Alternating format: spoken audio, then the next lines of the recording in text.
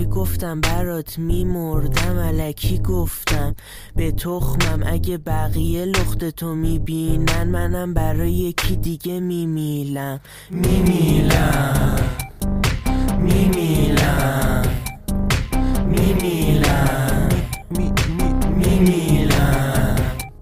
میگم میمیلم میگی نه حالا ببین برنامه میچینم میرم عبوش اصلا میافتم.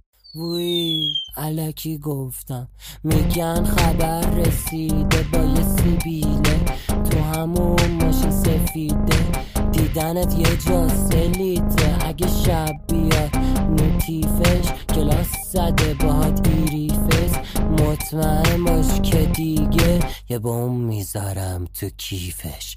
میمیله بعد 2 تا دیت برا میمیلی بابا چی میگی مگه چی گفتم بهتر از تو نی دختر.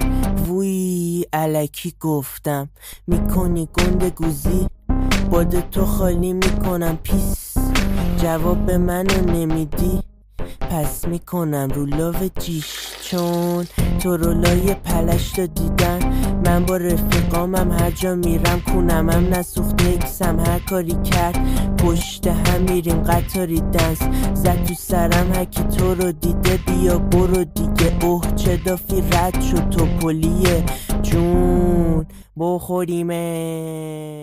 اگه گفتم برات میمردم الکی گفتم به تخمم. اگه بقیه لخت تو میبینن منم برای یکی دیگه میمیلم.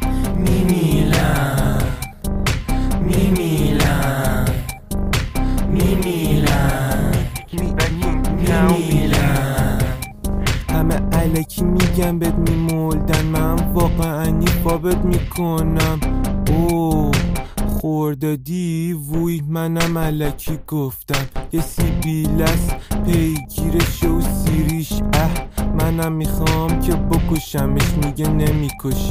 کیو کیو کیو دیدی ها کلامو پوشیده با دورسه شب خوابش نبرد با قرصه میگه اخلاق تخمیه با صبح شه درست صحبت کن خاکو میگه تاثیر میذارم تو روحیه میدونم دروغ میگه لای بوبیاش میگم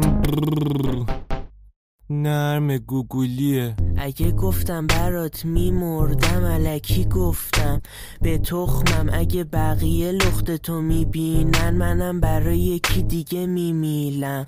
میمیلم میمیلم میمیلم میمیلم